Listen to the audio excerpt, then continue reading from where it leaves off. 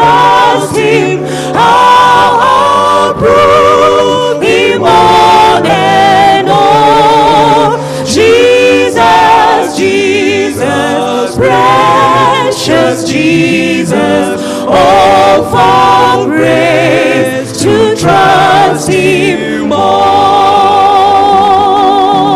Yes, it's sweet to trust in Jesus, just from sin and self to cease, just from Jesus simply taking life and rest and joy and peace. Jesus, Jesus, how I trust Him, how I prove Him all and all. Jesus, Jesus, precious Jesus, all for grace to trust Him more. I'm so glad I learned to trust Him, precious Jesus, Savior, friend, and I know that Thou art with me, will be with me till the end. Jesus, Jesus, how I trust Him, how I prove Him all and all. Jesus, Jesus, precious Jesus, all for grace to trust Him more. Amen. Amen. 109, Marvelous Grace. 109.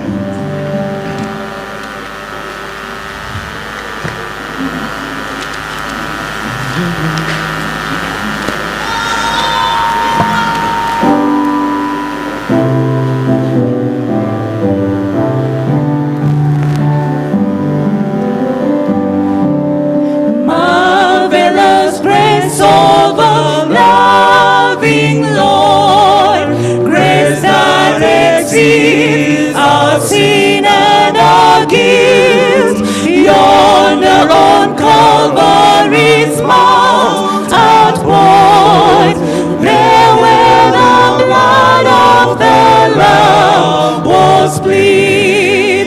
Grace, grace, God's grace, grace that will pardon and cleanse within.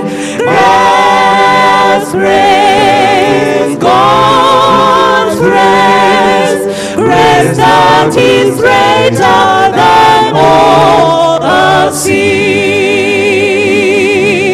Sin and despair like the sea waves cold, threaten the soul with infinite loss.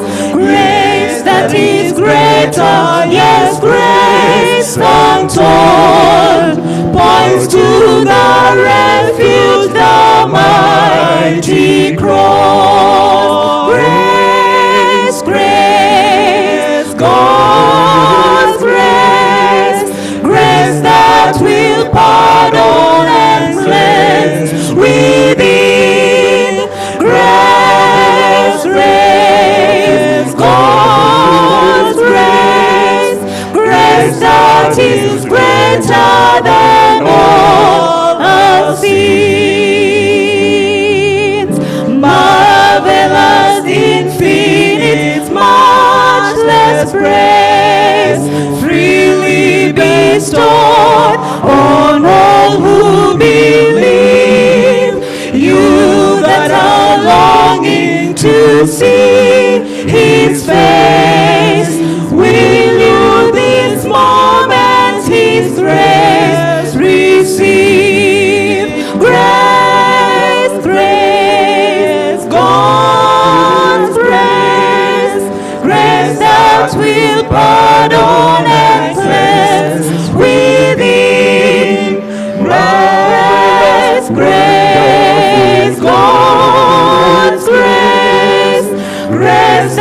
that is greater than all our sins. Amen. We do song 432, Shall We Gather at the River? Once we finish the song, we'll have Talanta Kids coming for an item. We do song 432. Yes, we'll gather at the river.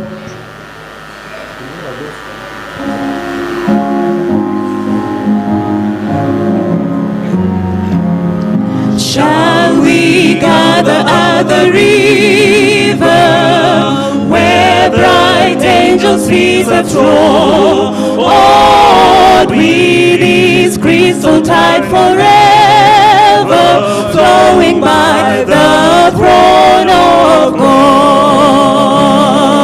Yes, we'll gather at the river, the beautiful river. Gather with the saints of the river that flows by the throne of God. On the margin of the river, washing up in silver spray, we will walk and worship ever all that happy golden day. Yes, we'll gather at the river, the beautiful river. Gather with the saints of the river that flows by the throne of God. Ere we reach the shining river, lay we every burden down. Grace our spirits will deliver and provide our robe and crown. Yes, we'll gather at the river, the beautiful river. Gather with the saints of the river that flows by the throne of God. Soon we'll reach the shining river, soon our pilgrimage will see. Soon our happy hearts will quiver with a melody of peace.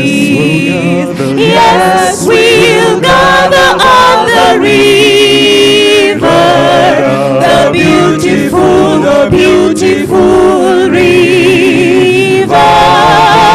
Gather with the saints of the river that flows by the throne of God.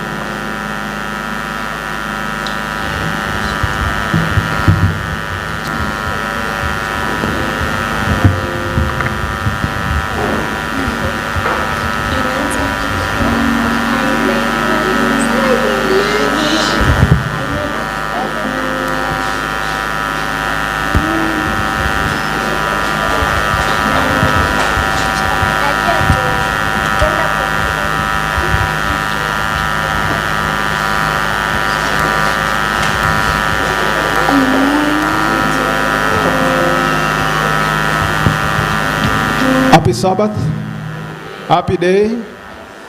I'm requesting kindly the home church leaders to come to the elders office briefly for a consultation. Home church leaders to meet the elders at the elders office briefly.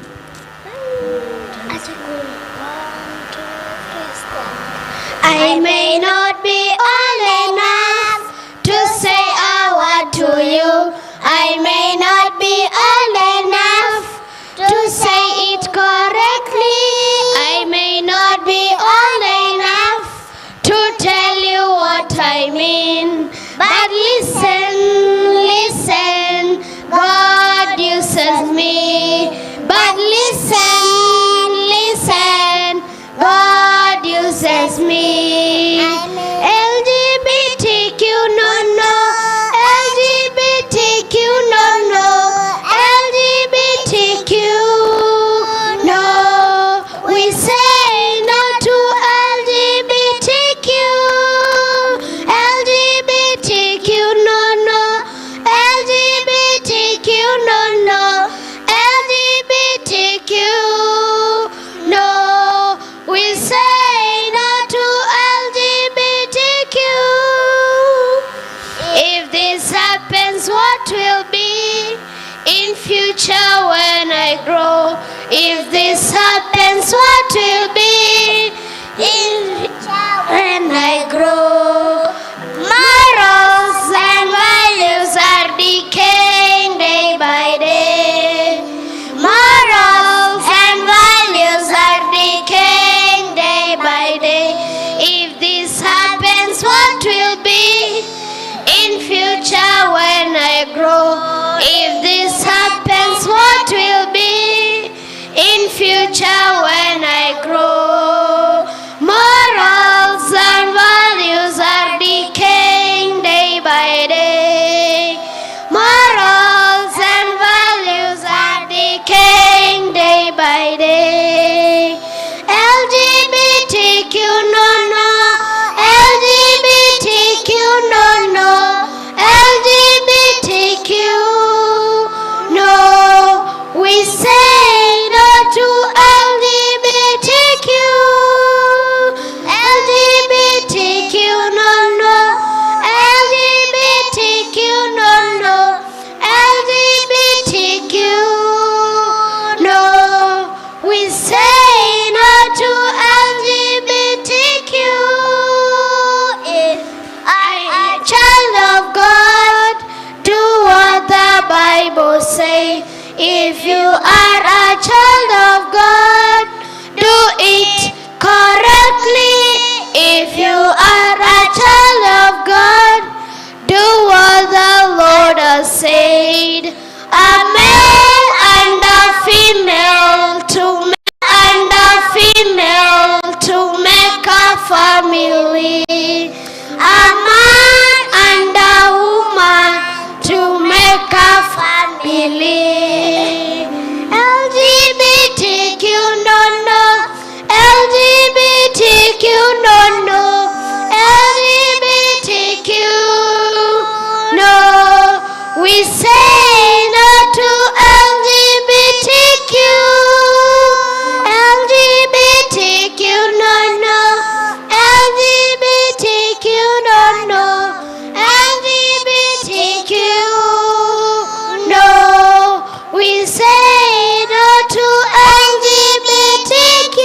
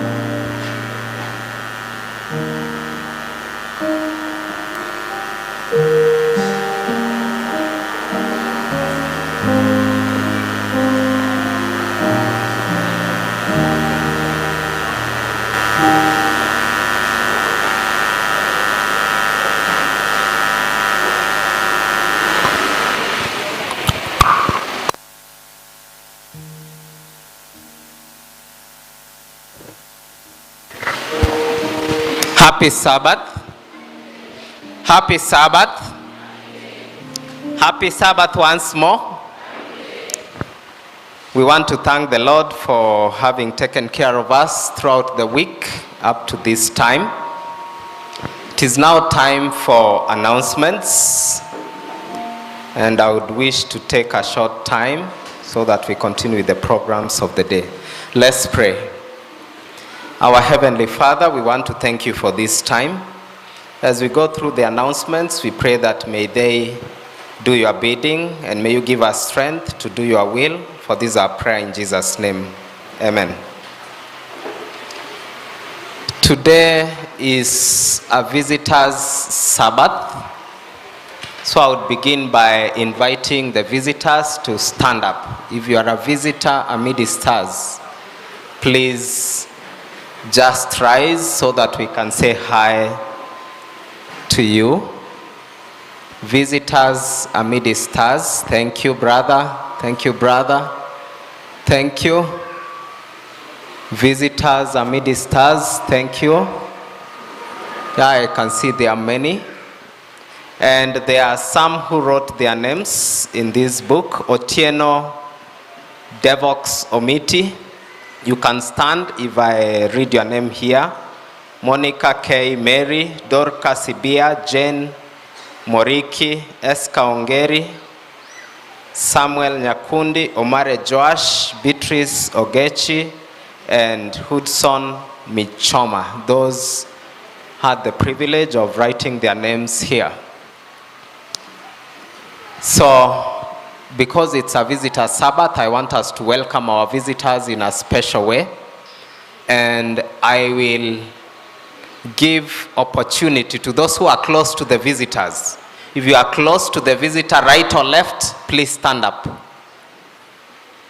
Right or left of the visitor, please stand up. I allow you to welcome them in a special way. Those who have stood up. Welcome the visitors in your own special way. Thank you very much. So members, what do we tell our visitors? Welcome very much. Thank you very much. The publishing week of prayer begins tomorrow, and it will run throughout the whole week, and it will be between 5 and 6 each day.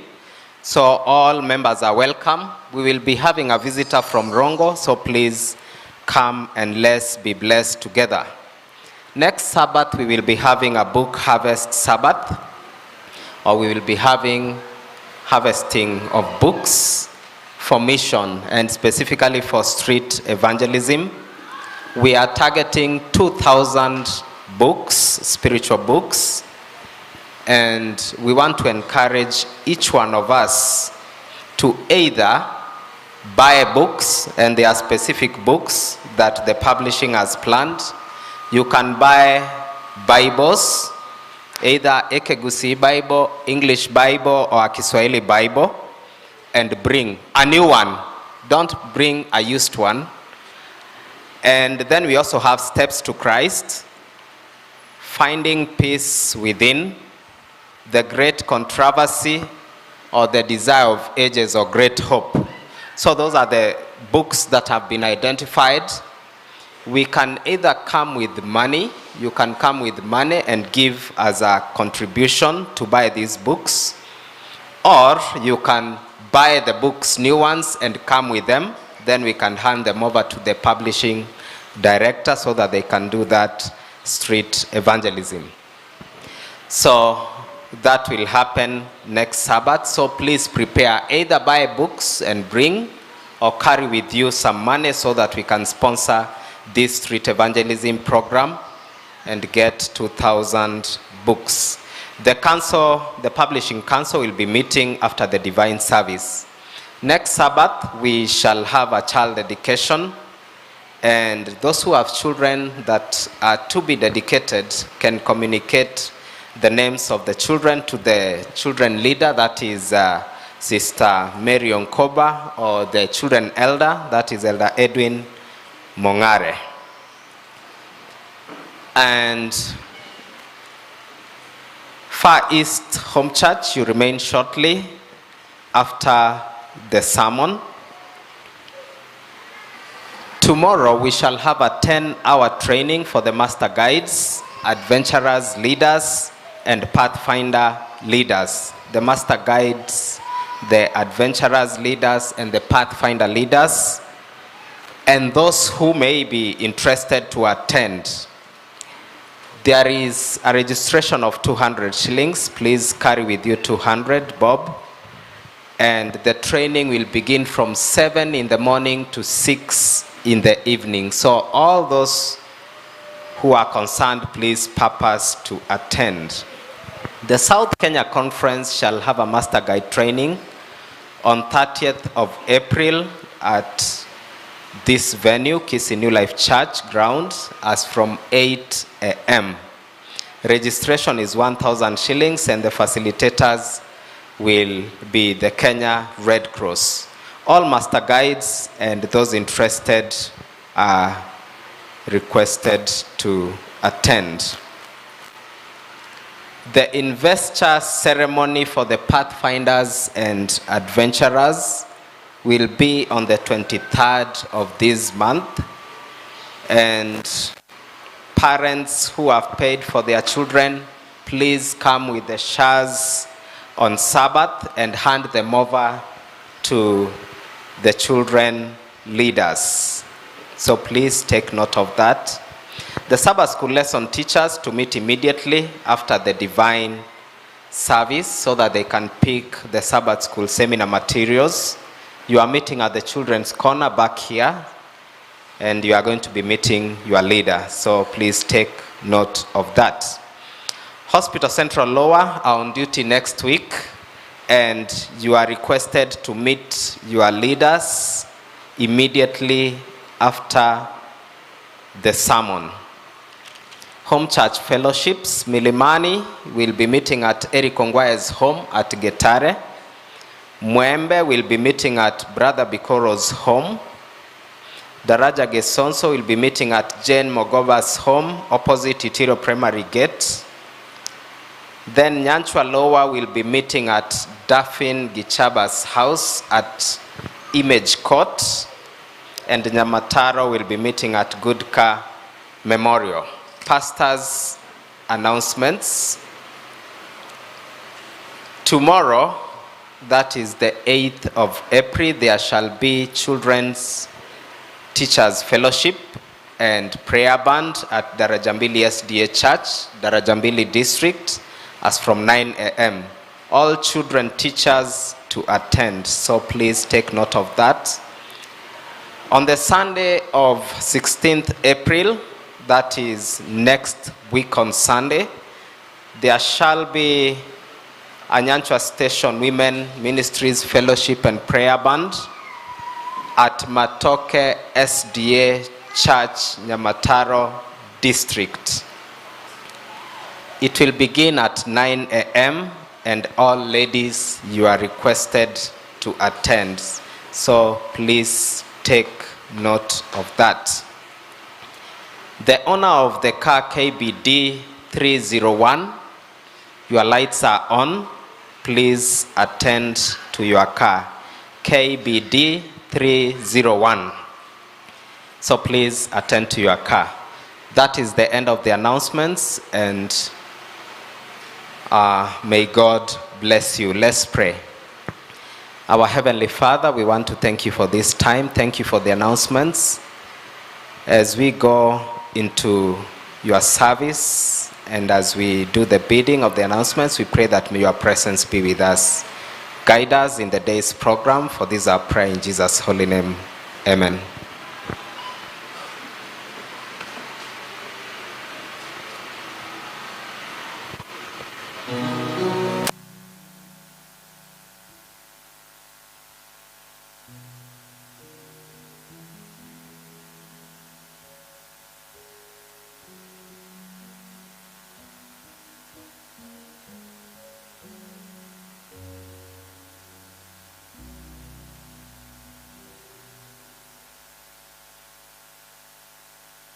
(478), Sweet Hour of Prayer.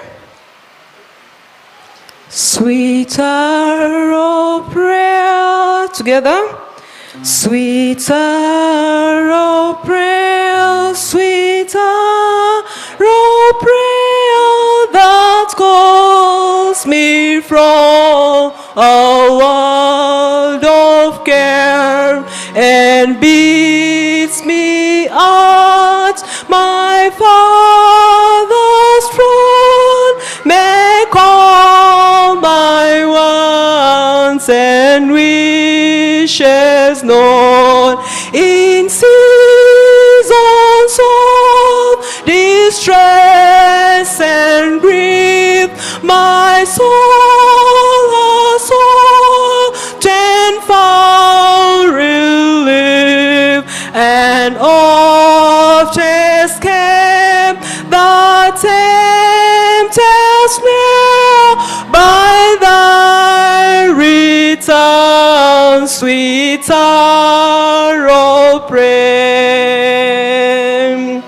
Sweet arrow prayer, sweet arrow prayer, thy wings shall my petitions bear to him whose truth and faithfulness engage the waiting soul to bless. And since he bids me seek his face, believe his word and trust his grace, I'll cast on him my every care and wait for thee, sweet arrow prayer. Sweet arrow prayer, sweet arrow prayer, may I thy consolation shall till from Mount Pisgah's loft the height I view my home and take my flight in my immortal flesh. I rise to seize the everlasting prize and shout while passing through the air, farewell, farewell, sweet arrow prayer.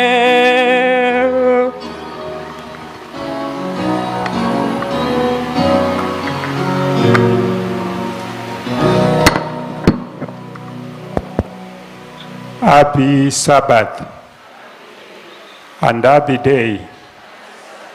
We are before the presence of God this morning. I want to thank God because He has given us this opportunity. Probably many could have wished to have an opportunity like this, that they can come and worship God, yet they didn't get that opportunity. I therefore could want each and every one of us, when you look back, the week has been tough, there have been challenges, there have been sicknesses, diseases, and all manner of challenges. But our good God, and because of His grace, He has given us this opportunity that we are here to worship Him and even pray to Him. I am therefore inviting the church to a moment of prayer when we are going to tell God that which we ask Him so that He can do for us. Because I know each and every one of us, if you are given an opportunity to come up front, you will always have something to tell God. Let us pray. Our Heavenly Father, thank you for this moment. We who are sinners are before your presence. Thank you for the opportunity you have given us. We are going to share that which is our desires. Our prayer is that they may be in line with your will. Be with each and every one of us, and even as we are going to do a small sharing, we ask for the Holy Spirit, who is going to be our teacher. It is through Jesus' name we prayed and believed. Being a time of prayer, I was asking myself, what is prayer?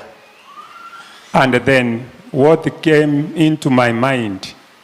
Prayer is an earnest, humble request that we make to God. And as I've already said, all of us as we are here, in our hearts, we earnestly have requests we want to make to God. May you turn with me to the book of 2 Chronicles, chapter number 7, verse number 14. 2 Chronicles, chapter number 7, verse number 14. This verse, I am sure we have read it over and over again. The Bible says, if my people, which are called by my name, shall humble themselves. That is the message that I have for each and every one of us this morning, that if my people, called by my name, shall humble themselves. The message for each and every one of us this morning, that when we honestly come before God in prayer, what are we supposed to do? Humble ourselves. The message for us, that the prayer, our prayers ought to be accompanied by humility. Of course, there are so many other elements that accompany prayer, but today I have chosen to talk about humility. We are therefore saying that in our prayers, humility is necessary, is actually a requirement, is not an option. That is why God is giving a condition that whenever we come to Him in prayer, what ought we do? We are to humble ourselves. We are to acknowledge that we are the creatures and God is our creator. In humbling ourselves, we are accepting God is our Father and we are His children. In like manner that the children come in humility before their parents. And I'm sure whatever they ask them, the Bible is very clear that if your earthly parents give you what you ask them, how much more will your Heavenly Father give you? That we require humility, even as we come. I was looking at the definition of humility, and one thing that came out very clear, it is the fear of the Lord. When we are praying, may we remember to fear God. And when we talk about fearing God, it has nothing to do with being frightened when we are in the presence of God. It has everything to do with reverence, showing respect, acknowledging that God's status are higher than ours who are human beings. May I give you one of the benefits, that when we humble ourselves in prayer, we are being given a promise in the book of Psalms, chapter number 10, verse number 17, we have a promise for each and every one of us this morning. That is one of the benefits we are going to reap even as we humble ourselves. What does God promise us? In the book of Psalms, chapter number 10, verse number 17, whoever who has got, I invite that you read. Yes, it says. Okay, God, you have heard the desire of the humble. You know how to prepare their hearts. Because what a wonderful promise. And what is the promise? That God has heard the desires of the humble. And that is why we are talking about humility this morning. That God has heard the desires, the petitions, the prayers and the supplication that we make to Him. And then what does God do? He will prepare. He is even the one to prepare us. And once God has prepared us, then ultimately the result is, as the promise has come to us this morning, He will hear our prayers. They will be heard by God.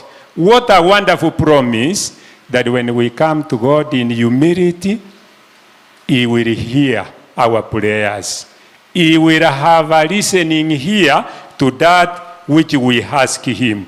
And elsewhere in the New Testament, that is in the book of Matthew, I don't want us to read in the interest of time, chapter number 18, verse number 4. They who are humble are the greatest in the kingdom of heaven, or in the kingdom of God. So humility is a heavenly quality. I am therefore, in our prayer session this morning, inviting each and every one of us, even as we are going to say the prayer, may we remember that one of the requirements that we have learned this morning, may we humble ourselves. May we come out of ourselves. Probably there could be things that make us feel that we are important, but our God is much more important than each and every one of us. And before we do the prayers this morning, I have another task. And in this task, I want to take this opportunity. If you can look at my far left, we have new chairs. And those new chairs have come courtesy of the members who are seated in this congregation. So this morning, I want to thank the members who have seen it fit, because we have a shortage of seats in our church, sacrifice the financial resources God has given them. So as a church leadership, we are thanking them this morning for the sacrifice of the chairs they have given. And we have further, as a leadership, especially the deaconry, they are making an appeal. If there is anyone among the congregation who feels that he may donate a chair, 2 chairs, please, you are welcome. And this is the number where you can forward whatever donation. The number is 0723297323. I repeat, 0723297223. And the name, Daniel Barongo, who is our head deacon. And so far, the chairs before us, and I'm sure there could be others behind there, are 110. What do you say, church? What do we say once again? May God bless those who have gone into their pockets and have given us these chairs, because very soon we shall have our children joining us and we will not have enough seats. That is why let us take it upon ourselves and serve God in that way. I therefore could like to invite Elder Edwin Makworo, who is going to dedicate the seats that have been donated by our members. Elder, you are welcome.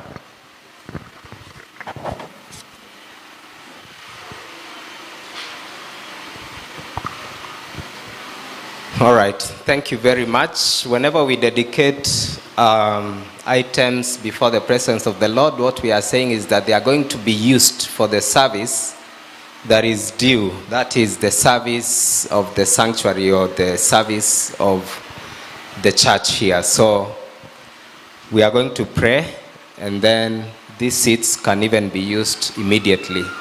So the deacons and deaconesses, immediately we are through, you can pick them so that those who do not have a place to sit can use them. So let us pray. Our Heavenly Father, we want to thank you for this Sabbath morning. We want to thank you for the free gift of life, even the blessings of good health that you have given unto each one of us. Thank you for the opportunity you've given us to come before your presence to worship you this day. As even we come, Lord, we want to thank you for those who have dedicated their own finances and they have sacrificed and brought seats before your presence, Heavenly Father. Thank you for these seats. May you bless those who have taken their hands, who have contributed finances and made it possible that as members we are going to enjoy the privilege of sitting on this as we listen to your word each Sabbath, Heavenly Father. Now I want to bring these seats before you. I want to dedicate them for the service of this membership and this church. As we use these seats, Lord, we pray that may you bless each one of us, touch our hearts as each time we sit on them and listen to your word, that, Lord, we may draw closer to thee every time that we come before your presence. Help us even to grow in thee, and help us to continue coming before your presence each Sabbath, that we may be able to grow spiritually, and even when you come the second time, that you may find us ready to receive thee. Be with us and even bless us, for this is our prayer in Jesus' holy name. Amen.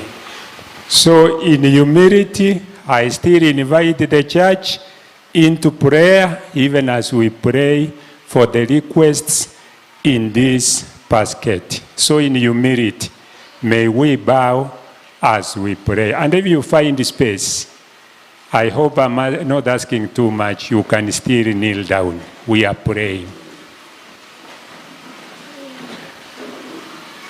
Our dear and Heavenly Father, one more time we are before your presence. So grateful for the opportunity you have given us this morning, for we do not take it for granted. We have come to this place called by your name. It's our prayer that even in our worship today, Lord, may you, through the power and enabling of the Holy Spirit, we are praying that we may be able to worship you in truth and in spirit. We are sinners and are wicked in our thoughts, words, and actions, where we have gone against your will. For many times it's because of our sins, you don't hear and answer our prayers. We are praying for forgiveness. In humility, Lord, we come before your presence, acknowledging you are our Creator and you are our Father. At this point in time, your children who are before you have had a week long of challenges, some of which have been translated into the requests that have been written and dropped in this basket. is our prayer, as you have promised us, that when we humble ourselves, you will not only be part and parcel of our desires and petitions, you will incline your ears so that you can listen, hear our prayers, and answer them according to your will. Thank you for each and every member that is here. Even thank you for our audience who are watching us online, wherever they are, for they have needs that we are also praying for. So our prayer, dear Lord, that you may be with us in each and every step that we make in this journey and in this life.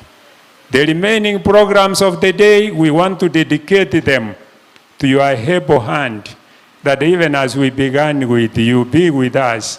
And Lord, when we all shall be said and done, may we be able to look back and say, for sure, our God has been with us. Thank you, because you are going to meet each and every one of us at our point of need and our point of challenge, which is to the honor and the glory of your name, and all said and done. Lord, prepare us for that kingdom to come. May our names remain in the book of life, so that our coming here, Sabbath in, Sabbath out, may not be in vain. Thank you for hearing. Thank you for answering, that even those requests we've not made, you are going to answer, and even answer much more, exceedingly abundantly than we have prayed and believed, for it is a humble and sincere prayer through Jesus' name. Amen. Thank you so much, Nyanjwa Upper Home Church. Tomorrow you are meeting at Getembe Secondary School. Nyanjwa Upper Home Church, tomorrow you will meet for prayers at Getembe Secondary School. Choristers. Thank you. As the choristers are coming, so that we can have worship in song, I have been requested that the AMO, please, wherever you are, the AMO members, we move down to the basement for only 5 minutes. AMO, please, let's hurry.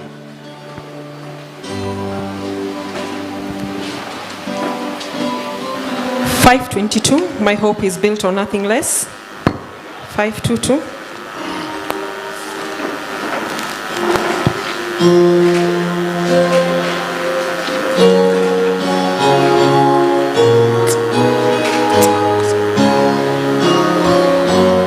Let's sing. My hope is built on nothing less than Jesus' blood and righteousness. I dare not trust the sweetest flame, but only lean on Jesus' name. On Christ the solid rock I stand. All other ground is sinking sand. All other ground is sinking sand. When darkness seems to veil His face, I rest on His unchanging grace. In every high and stormy gale, my anchor holds within the veil. On Christ the solid rock I stand. All other ground is sinking sand. All other ground is sinking sand. With all His covenants and blood supports me in the whelming flood. When all around my soul gives way, He then is on say, on Christ the solid rock I stand, all other ground is sinking sand, all other ground is sinking sand. When he shall come with trumpet sound, oh, may I then in him be found, clad in his righteousness alone, faultless to stand before the throne. On Christ the solid rock I stand, all other ground is sinking sand, all other ground is sinking sand. Amo, today is your day to teremka chini. Wasimame by the way. All Amo, rise up. Kama unajua wewe ni Amo, simama. Simama, rise up from your seats. Mteremke hivi. Tafadhali. Amo is Adventist men. All So of if you're a man, you are Amo. That's my understanding. 5:23, my faith has found a resting place.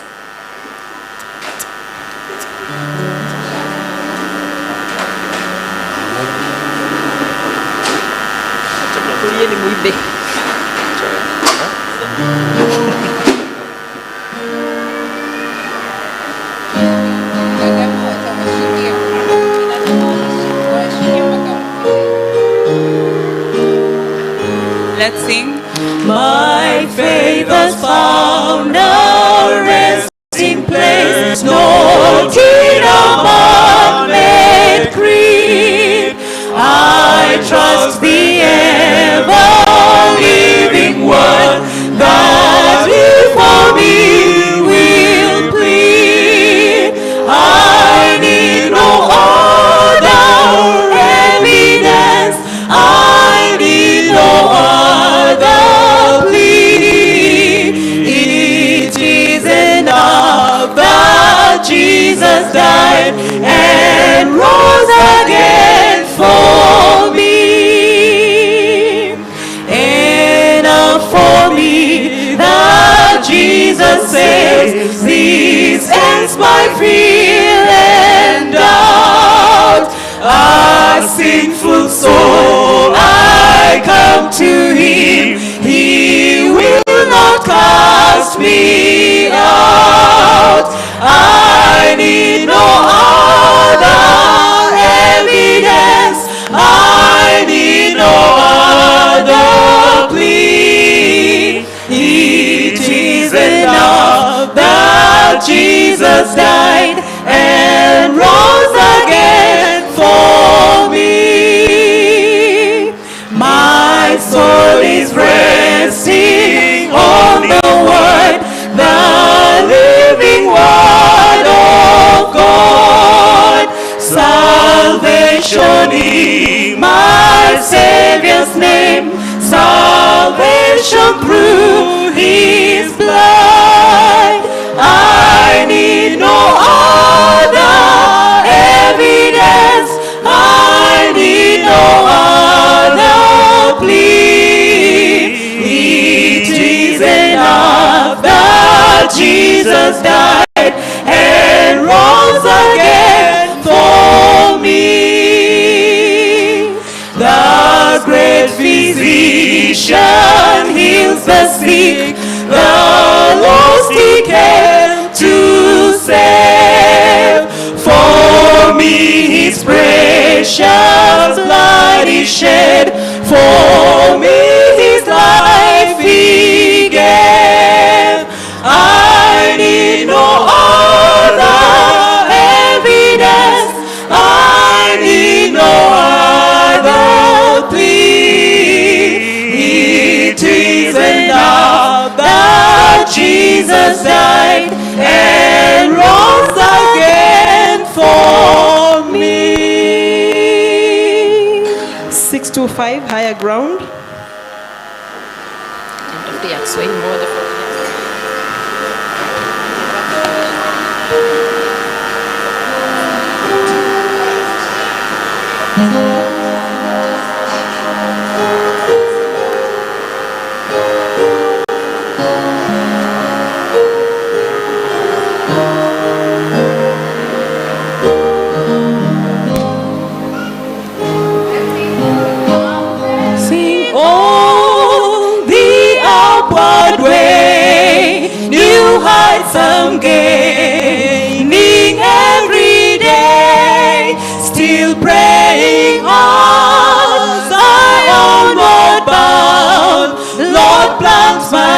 feet on higher ground. Lord, lift me up, and I shall stand by faith on heaven's stable line, a higher plane than I have found. Lord, plant my feet on higher ground. My heart has no desire to stay where doubts arise and fears dismay. Though some may dwell where these abound, my prayer, my aim is higher ground. Lord, lift me up, and I shall stand by faith on heaven's stable land, a higher plane than I have found. Lord, plant my feet on higher ground. I want to live above the world, though Satan's darts at me are hard. For faith has caught the joyful sound, the song of saints on higher ground. Lord, lift me up, and I shall stand by faith on heaven's stable land, a higher plane than I have found. Lord, plant my feet on higher ground. I want to scale the utmost height and catch a glimpse of glory bright, but still I pray till heaven thou found. Lord, lead me on to higher ground. Lord, lift me up, and I shall stand by faith on heaven's stable land, a higher plane than I have found. Lord, plant my feet on higher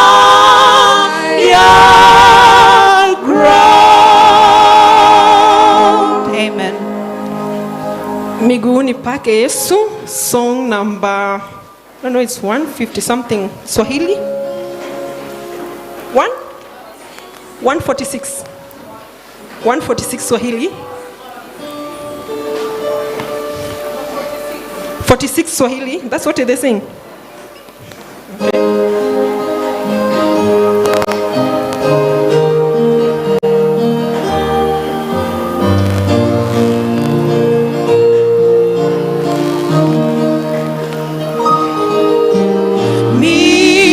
Miguuni pake Yesu, maneno yake tamu.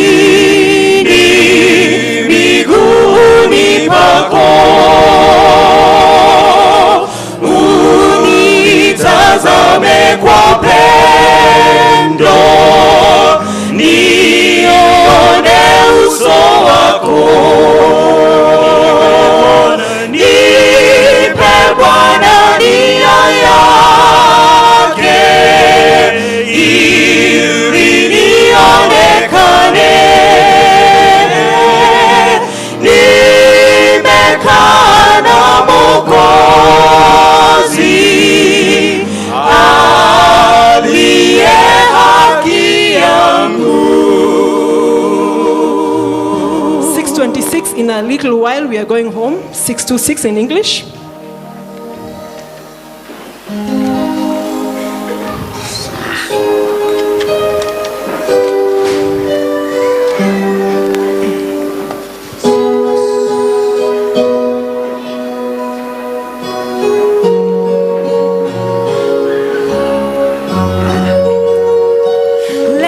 Sing a song that will cheer us by the way. In a little while we're going home, for the night will end in the everlasting day. In a little while we're going home. In a little while, in a little while, we shall cross the billows strong. We shall meet at last when the stormy winds are past. In a little while we going home. We will do now what that our hands may find to do.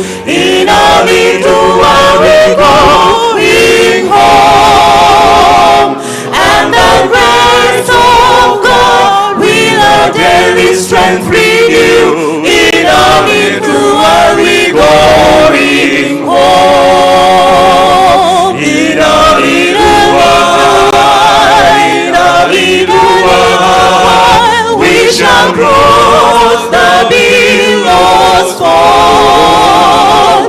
We shall meet at last when the stormy winds are past. In a little while we going home.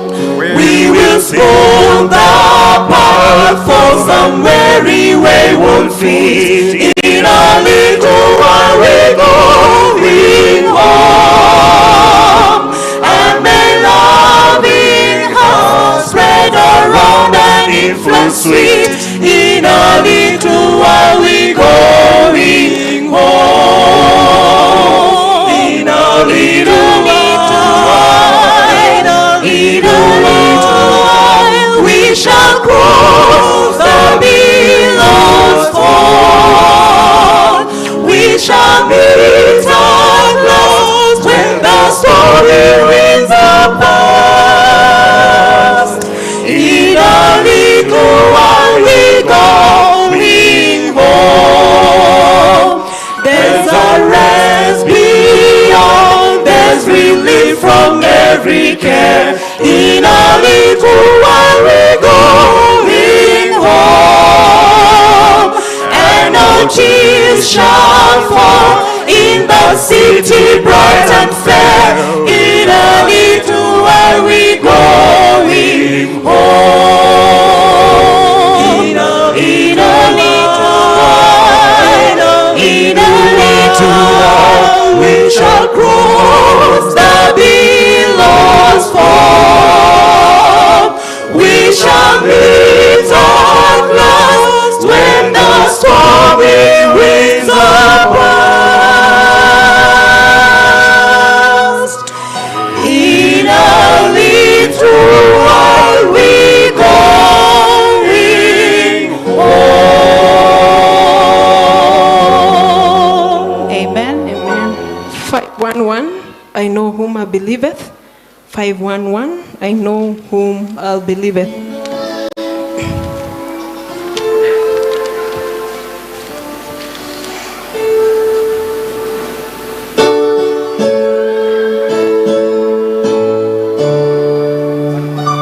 I know not why God's wondrous grace to me He hath made known, nor why and worthy Christ in love redeemed me for His own. But I know who I have believed, and I'm persuaded that He is able to keep the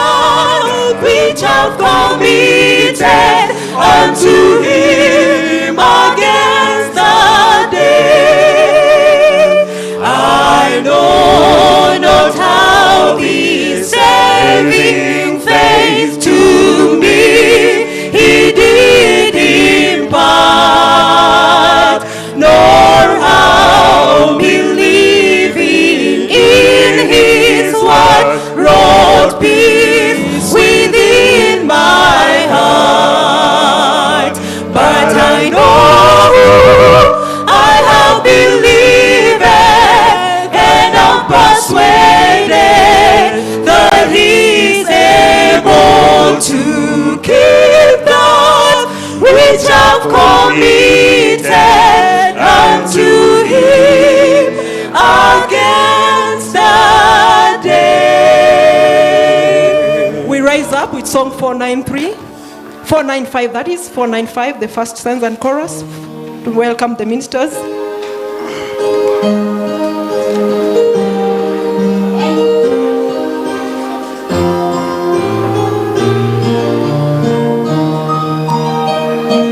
There is a place of quiet rest near to the heart of God, a place where sin cannot molest, near to the heart of God. Oh, Jesus, blessed Redeemer, sent from the heart of God. Hold us who wait before thee, near to the heart of God. Stanza 2. There is a place of comfort sweet, near to the heart of God, a place where we our Savior meet, near to the heart of God. Oh, Jesus, blessed Redeemer, sent from the heart of God. Hold us who wait before thee, near to the heart of God.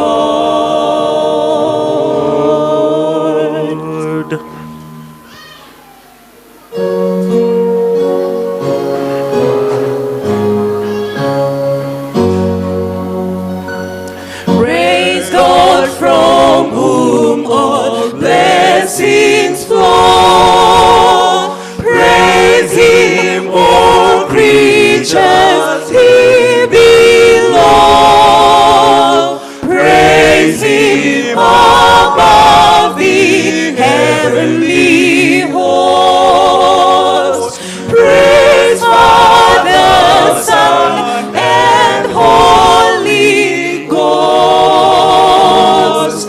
Amen.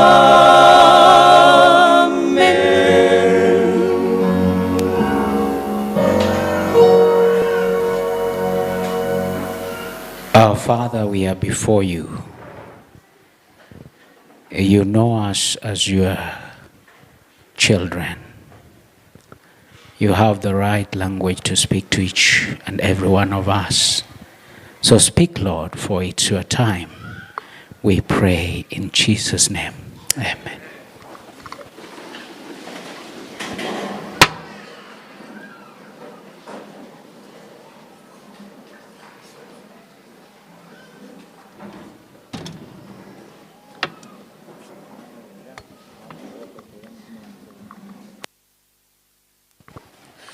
Happy Sabbath, church. Hey, happy Sabbath, church. The Lord is good, and all the times. We thank him for he has given us an opportunity to come and worship him today. And I believe each one of us has every reason to thank him indeed. Welcome to today's worship. And today is a visitor's Sabbath. I hope at least each one of us brought a visitor, and we will be glad to share together. But because we are no longer visitors in the house of the Lord, I'll give you a minute or even 30 seconds just to make sure you know somebody who is next to you. Make sure you know him or her by name. Are we together? And if you have sat next to somebody for long, for 2-3 years, change at least to know somebody else. So we'll sing a song that is called What a Fellowship, led by the choristers coming up front. And then the child by the name Christine Mora, meet your parent at the entrance. Christine Mora, your mother is waiting for you at the entrance by the name Emma Omawa.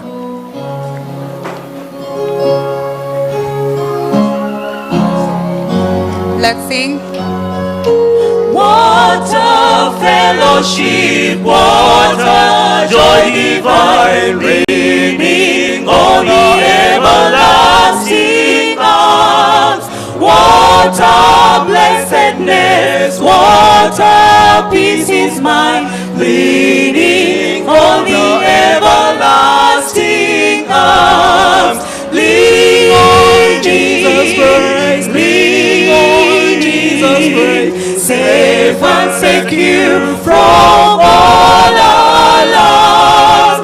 Lean on Jesus' praise, lean on Jesus' praise, leaning on the everlasting arms. Happy Sabbath. I want to see whether you really knew the person is seated next to you. Are you ready? I see the ones who are hiding their faces, so I will not ask anyway, but make sure you know your neighbor. Are we together? That is part of fellowship. Somebody said sometime that as we come for worship, it is 80% fellowship. The rest is 20%. So if you have not fellowshipped as you came today, make sure at least you fellowship, know the person seated next to you, know his or her whereabouts, and at least share hope to this person. We were supposed to have church collection today towards development, but it has been rescheduled to next week. Therefore, prepare for it next week. Those home church leaders who have managed to collect some money from the home churches, kindly remit them to the treasury and update your records with the church development leader, Elder Patrick Momanyi. I believe he is seated at the far corner there. As we have sung and we know each other and we fellowship, I want also that we fellowship together with those who are up front here, who are sharing with us the bread of life. Far my left is our sister, Pamela Maranga, who shall lead us through the tithes and offerings. Sister, welcome and say hi to the members.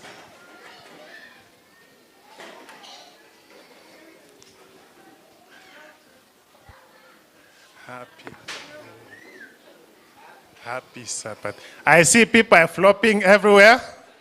She has said, Happy Sabbath.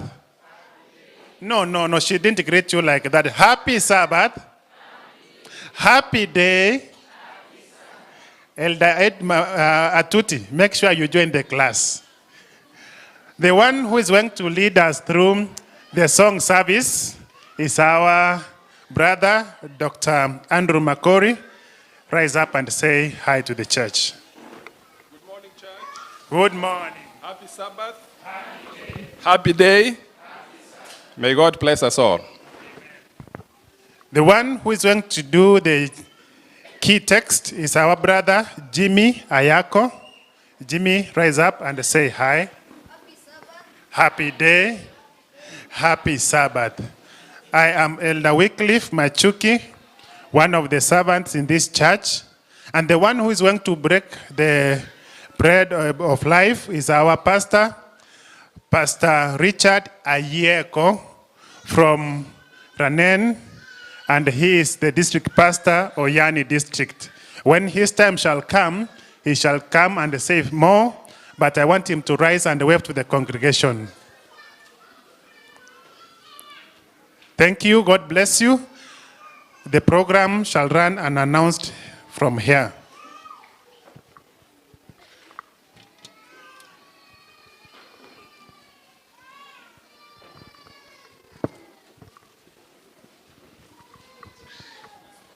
Our key text today comes from the book of Mark 10, chapter 17 and 18. And it says, "And as he was setting out on his journey, a man ran up and knelt before him and asked him, 'Good teacher, what must I do to inherit eternal life?' And Jesus said to him, 'Why do you call me good? No one is good but God alone.'" Say amen.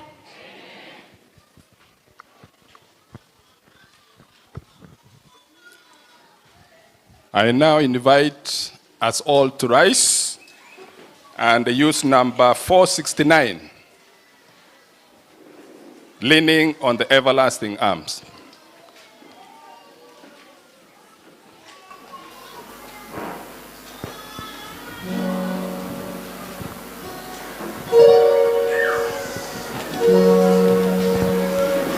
Let's all rise up quickly.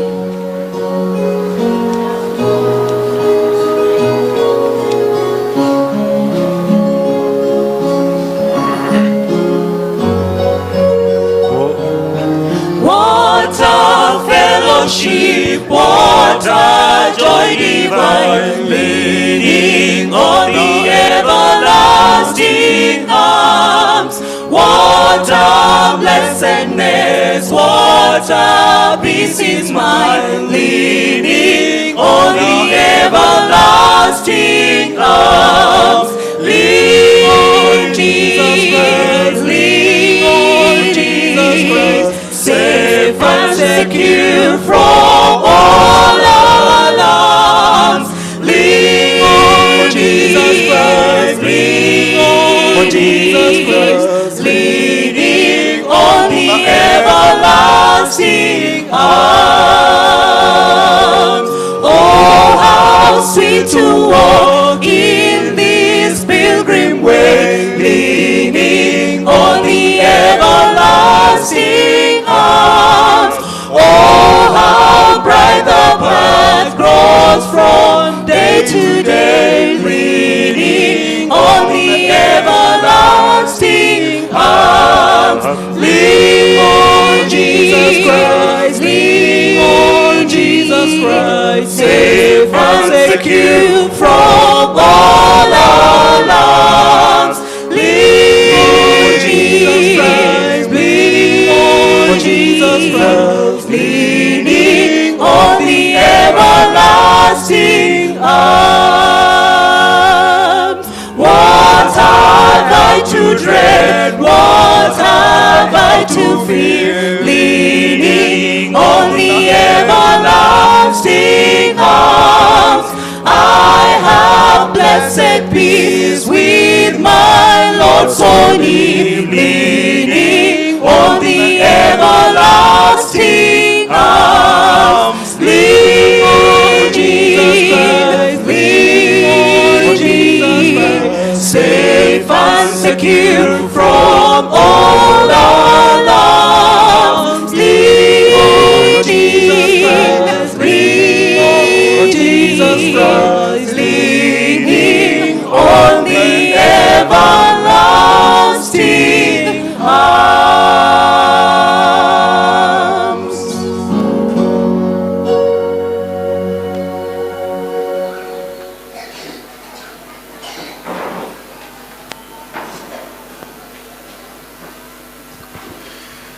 Let us believe as we pray.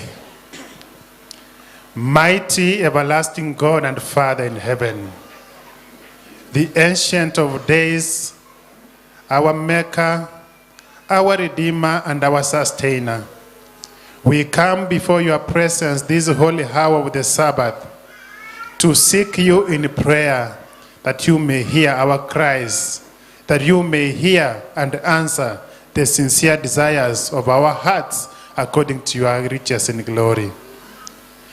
We seek your face, Father, first declaring that we have fallen short of your glory, for we have sinned against you.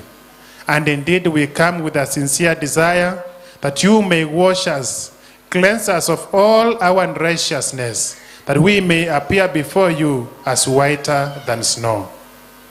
Oh Lord God, we thank you for you answered us and told us in your holy book that whoever comes unto you, seeking you in prayer, in no wise shall you cast away. And so, Lord, we come, we seek that, Lord, you may hear our prayers. There are some in this congregation who are sick. Others have left their relatives at home who are sick. Oh, Father, in this special day, we pray that you may extend your healing, mighty healing hand of grace upon them. Touch them and bring them back to their normal life, oh Father. There are those who have lost their loved ones, and their hearts are so lonely. There is a lot of coldness within themselves, oh Father. We pray that where they have been left, you may hold them, walk with them, fill them with the heavenly presence, and comfort them with the mighty power that comes from heaven. There are those who are crying unto you day and night because of their families that are almost breaking. Others have even broken. Oh, Father, we pray that your Holy Spirit may come down and bring them back to life. That, Lord, they may experience the love they had from the beginning, oh Father. All of us have come today in one accord to seek you, that, Lord, you may speak to our hearts. Today, Lord, we pray that you may speak to our hearts, and Lord, we may yield unto you. May your Holy Spirit touch us today. Our pastor, Pastor Yeko, is going to stand here to preach and break the bread of life, oh Father. We pray for him. May you put your words in his mouth. Touch his lips with the coal of fire, that, Lord, all that shall come out of his mouth shall be the words of heaven ordained for us today. That each one of us may sincerely say at the end of this day, we have been at the feet of Jesus, and we have been fed of the bread of heaven. So we pray that, Lord, you may take care of us. May your angels encamp round about us, so that they may give us all that we need, the peace that we need that surpasses human understanding, so that nothing shall pass us without listening to your word. May your grace be sufficient. Be with us now through the end of this divine program and through this day, and the blessings you bestowed upon your children today, may you flood their hearts with those blessings. We pray in Jesus' name. Amen.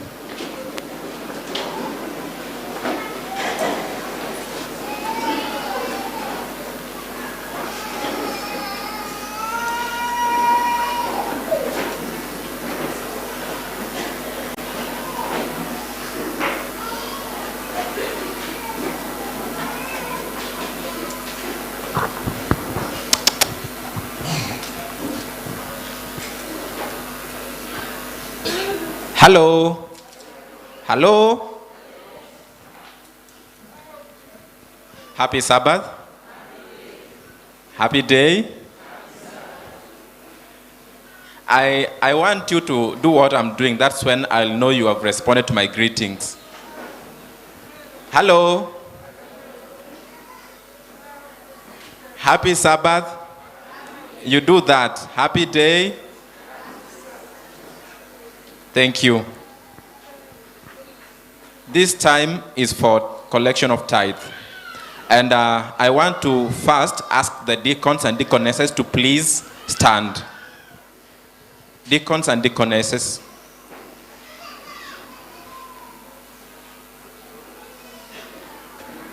Thank you.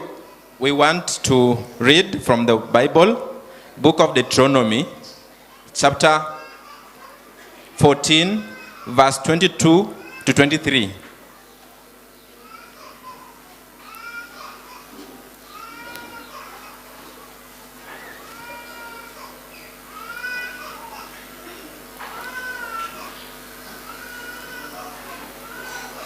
Bible says, set aside tithe 10% of all that you have in your field. Then go to the place where the Lord your God has chosen you to worship. And be in his presence, eat your greens, your wine, and olive oil, and your firstborns, and the cattle and lamb, for that may be what you learn, for that you'll be able to learn to worship the Lord your God always. Amen. And let the deacons and deaconesses serve the congregation.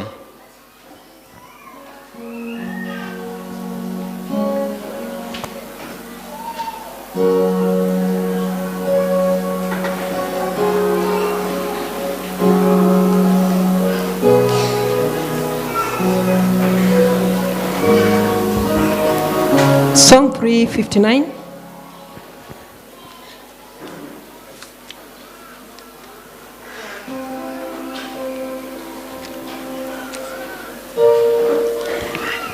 So after the song, we'll have the Possibility Ministries coming for a song. After song number 359. 359 English, Hark the Voice of Jesus Calling.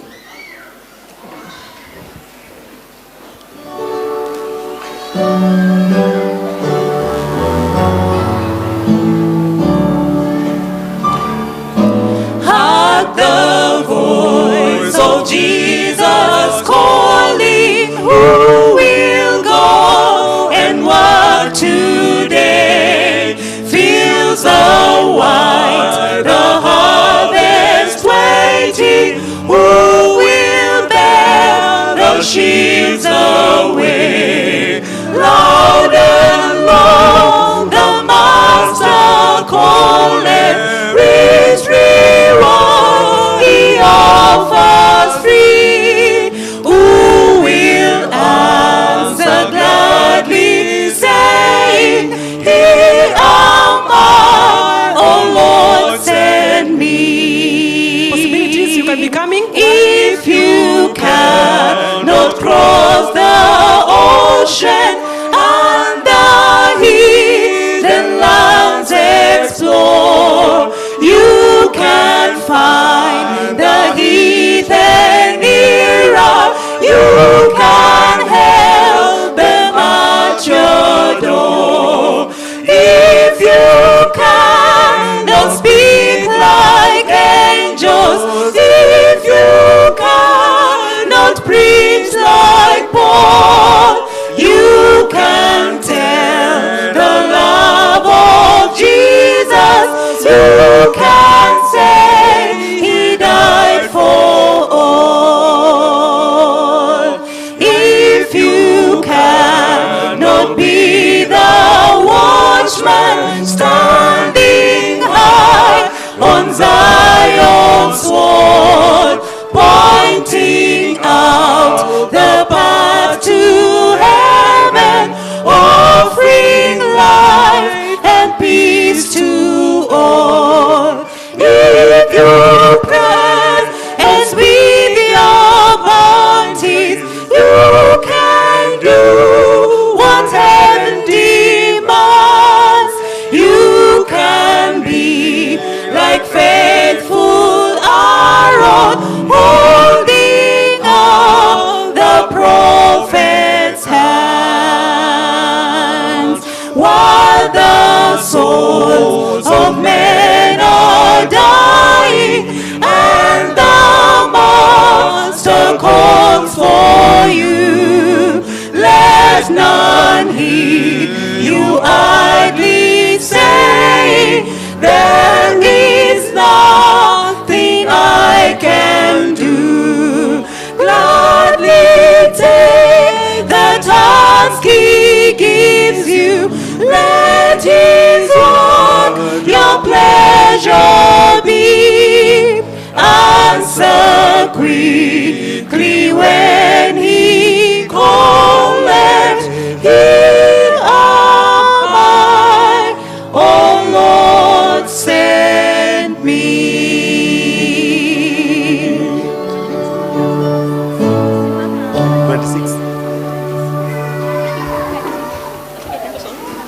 Song number 286.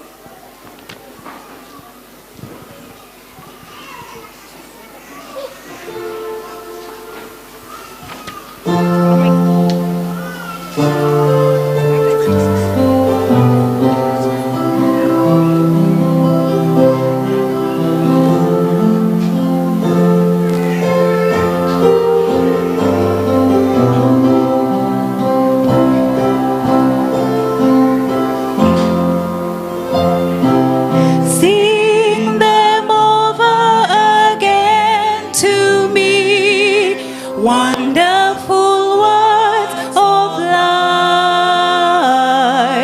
Let me more of their beauty see, wonderful words of life. Words of life and beauty, teach me faith and beauty, beautiful words, wonderful words, wonderful words of life, beautiful words, wonderful words, wonderful words of life. Christ the Blessed One gives to all, wonderful words of life. Sinner leads to the loving call, wonderful words of life. Also freely given, wooing us to heaven.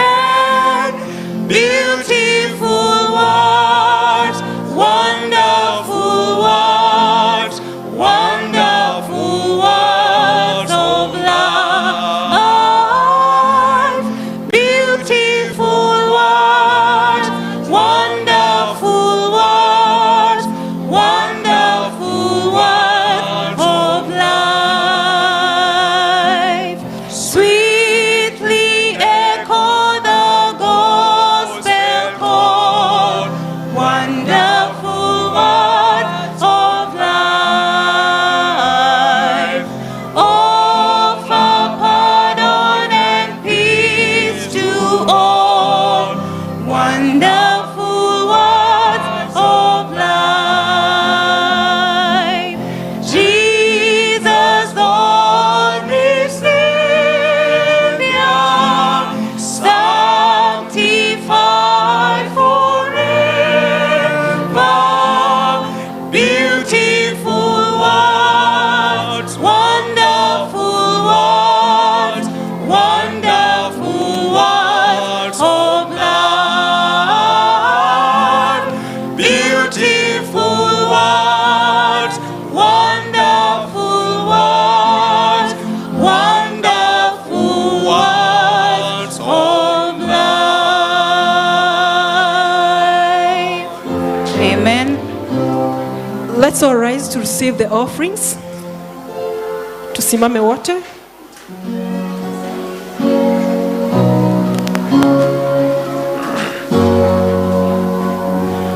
We give thee but thine own, whatever gifts may be. All that we have is thine alone. Our trust, O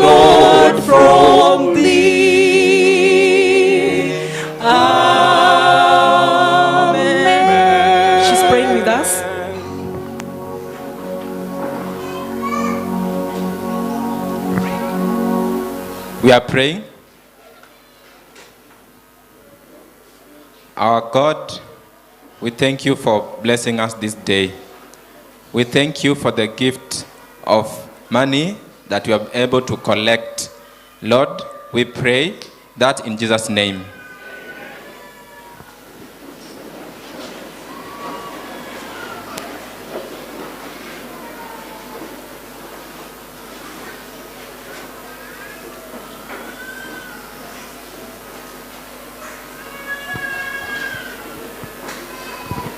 I now invite the church choir for the special item.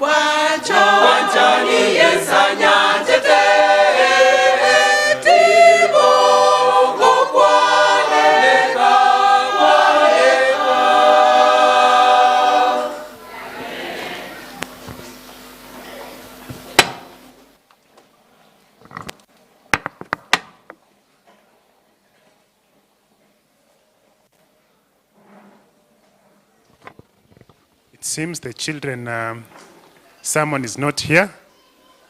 Cedric? Jesus loves the little children. Hello, children. Hello. Happy Sabbath. Happy day.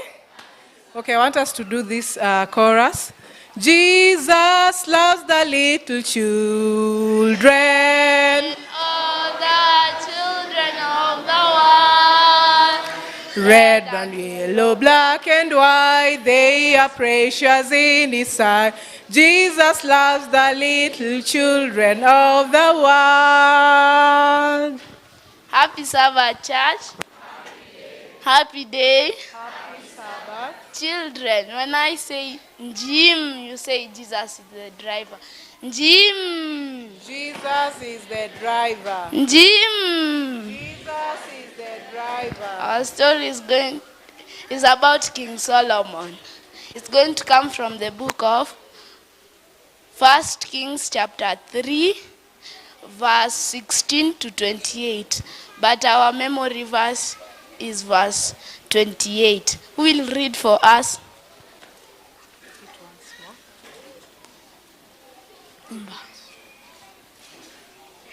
Jesus died for all the children of the world.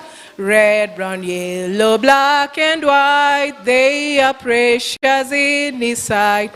Jesus died for all the children of the world.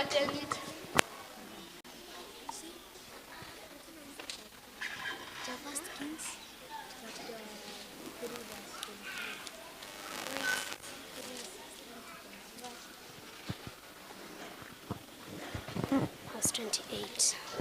It says, when all Israel heard the verdict the king had given, they held the king in awe because they saw that he had wisdom from God to administer justice. Amen. Once upon a time, there lived two women. Which names should we give the two women? Which names should we give the two women? I'll give them Esther and Delilah, okay? So, they lived together. Esther gave birth to one child who was a baby boy. And 3 days later, Delilah gave to another child who was a baby boy still. One night while they were sleeping, Delilah slept on the baby and the baby died. The baby died. She took her baby and exchanged it with Esther's baby. In the morning, Esther wanted to breastfeed her baby, and she realized that the baby was dead. So they started arguing who's the real mother of the baby, who's alive. They were taken to King Solomon. King Solomon watched them argue, and argue who's the real mother to the son who was alive, and he sent a servant for a sword. He said, because all of you are arguing for the same baby, I'll cut the baby into 2 pieces. Esther said, please don't cut the baby, give it to Delilah. Delilah said, just cut the baby, give it to me and give it to her. But the king said, don't cut the baby and give it to Esther. Say amen. In life, we learn that there are 2 decisions in life. There are decisions for life and there are decisions for death. If you make the right decisions, you are going to live. And if you make the wrong decisions, you are going to die. As Solomon made the right decisions, we should ask God to give us wisdom to make the right decisions. Did you like my story? Yes, we did. Did you like my story? Yes, we So don't forget to come again, and tell us more. I'd like Teacher Steiner to come and pray for us.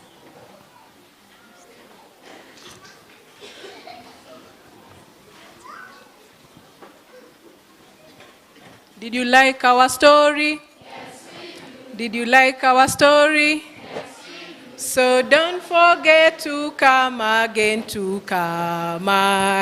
oh yes, and tell us more. Let us pray.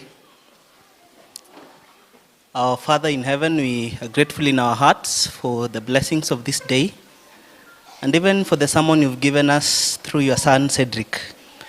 We pray that we may be faithful, even in the little things that we do, that we may have hope for eternal life. Bless us this day, for this is my prayer. In Jesus' name, amen.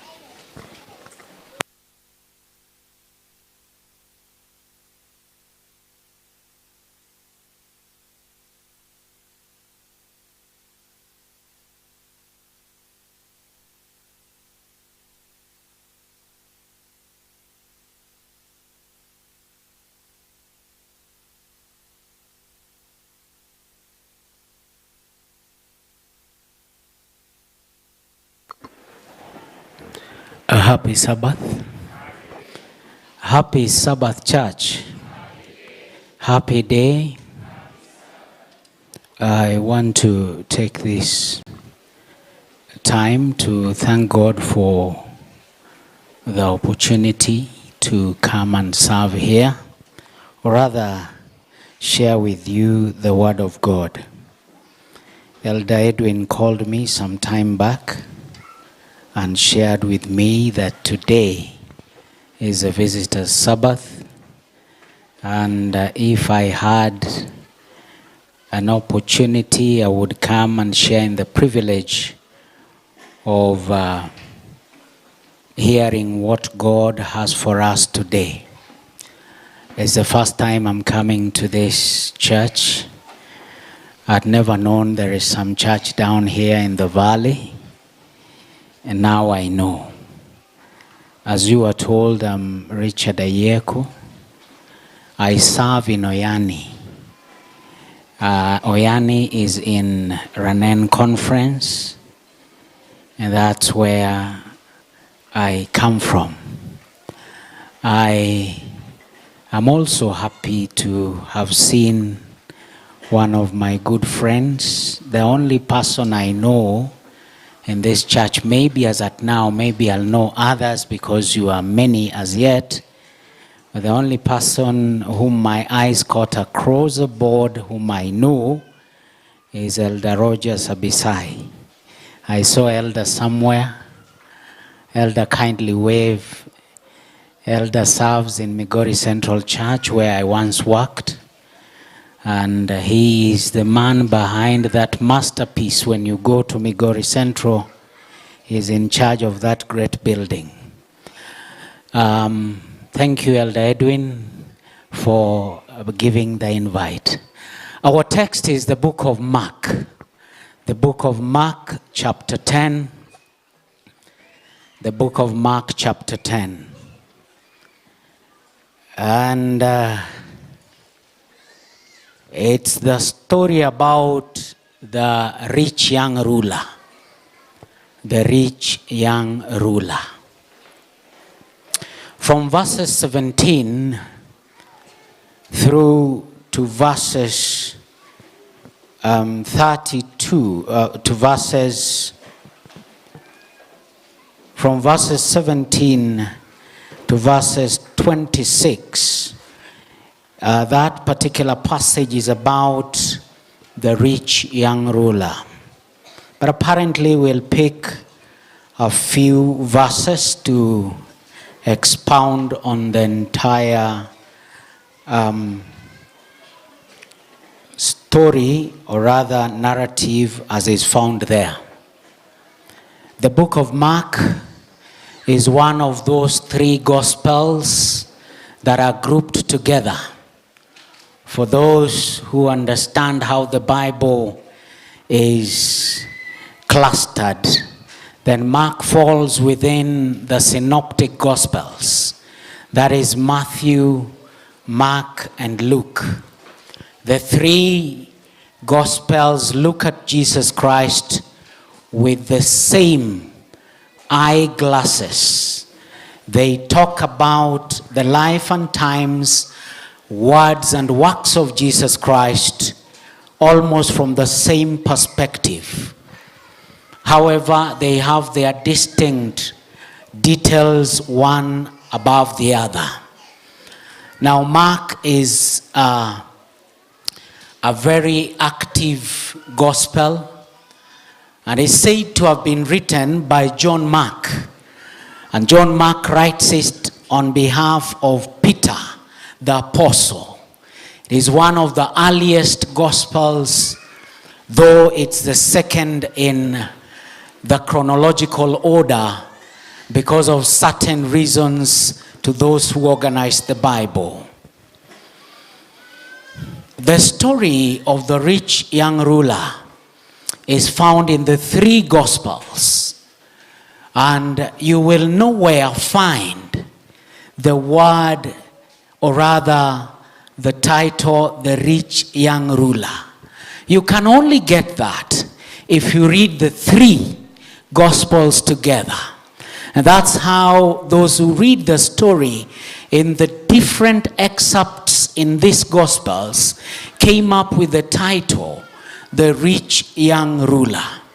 Because you will find no name, you will find nothing to tell you about this man, but you'll find certain finer details in every particular gospel. And so our title of the sermon this afternoon is, I have entitled this sermon this afternoon, Checklist Christianity. Checklist Christianity. Let us pray. Father, as we open your word, we pray you speak to us. We ask you that you who knows and understands each one of us will speak to the young and the elderly alike in a manner that will leave us satisfied at the end of this particular discourse. As a fallen human being and as a sinner, I pray that my words be hidden and the words of Jesus Christ and the cross be lifted up on high. Let your will be done, and at the end of this discourse, may we find ourselves better than we came. Our prayer by faith in Jesus' name. Amen. If you'll ever forget anything I'll say this afternoon, don't forget these 4 facts. These are the basic things that I'll revolve around. Number 1, when you look at the book of Mark chapter 10, verses 17, you see what I call a seeking question.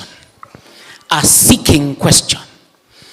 In verse 17, the rich young ruler asks a seeking question.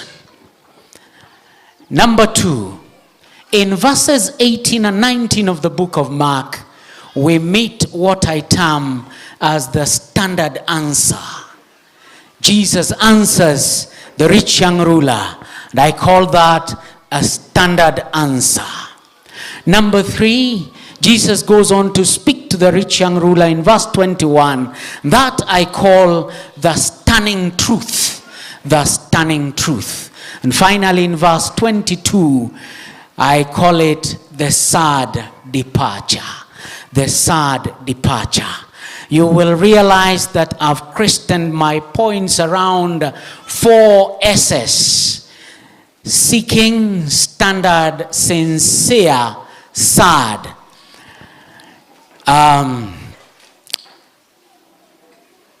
Seeking, standard, stunning and sad. Now,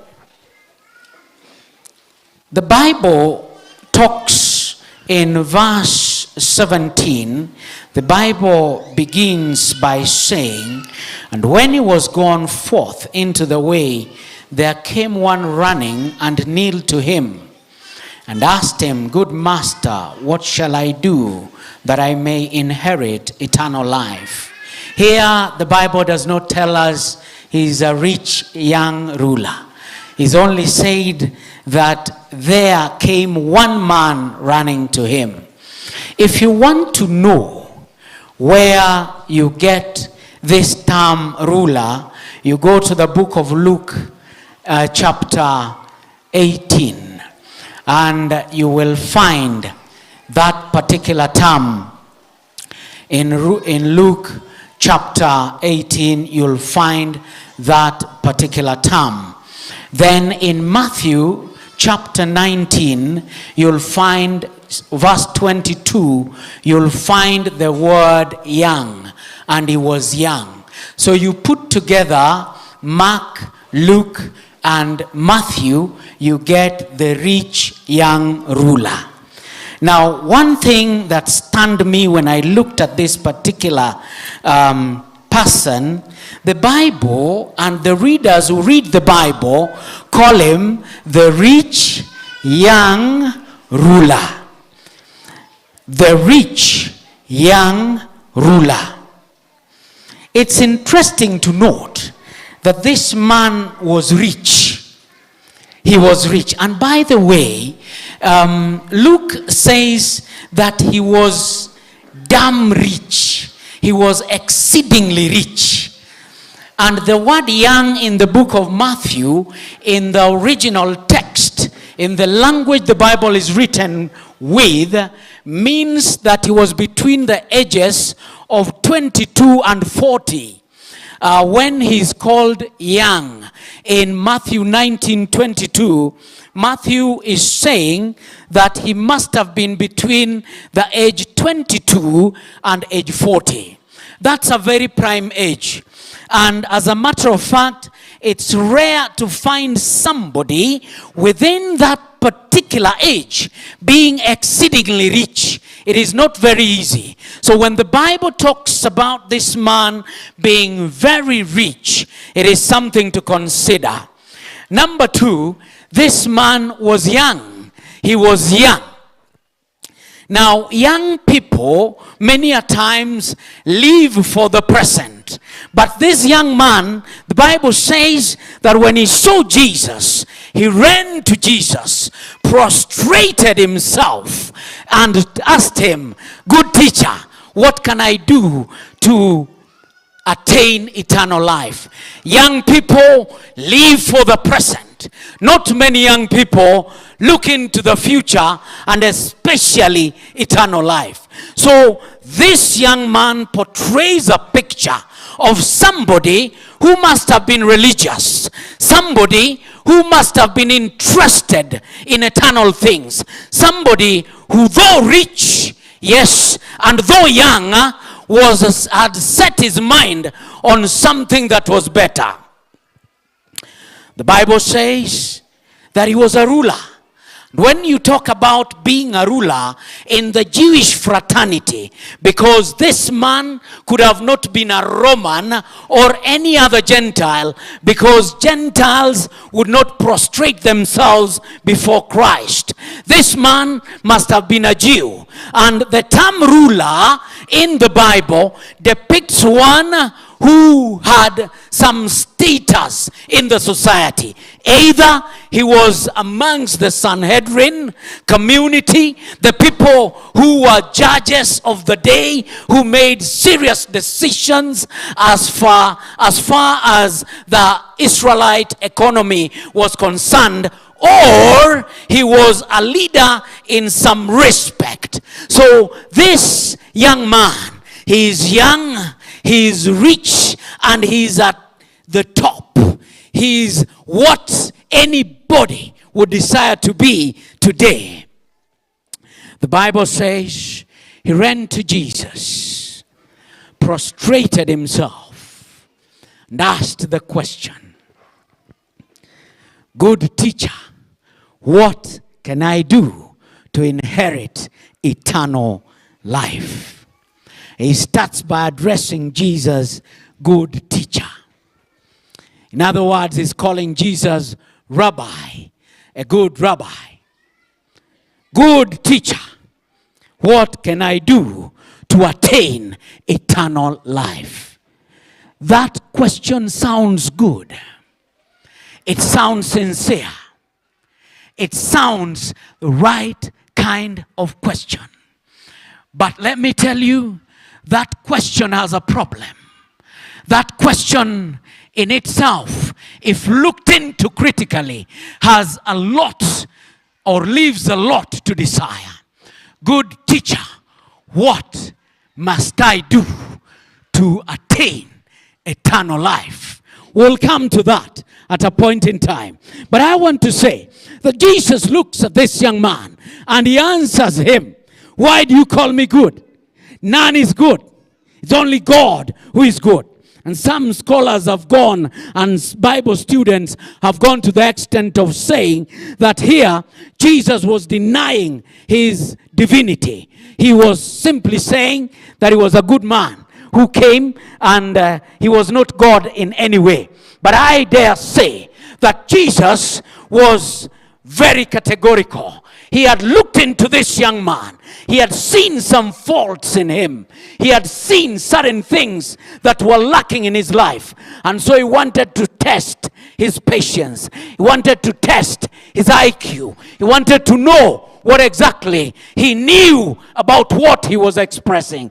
So he answers him and he says, "Why are you calling me good? It's only God who is good." Now, friends, the Bible tells me that even as this young man had Jesus talk to him, Jesus went ahead and gave what I term as the stunning truth. And he told him that now, go and keep the commandments. Then the young man says, "I have kept them since my childhood.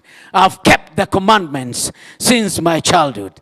And Jesus goes on to enumerate to him the commandments that he seemingly says that he had kept.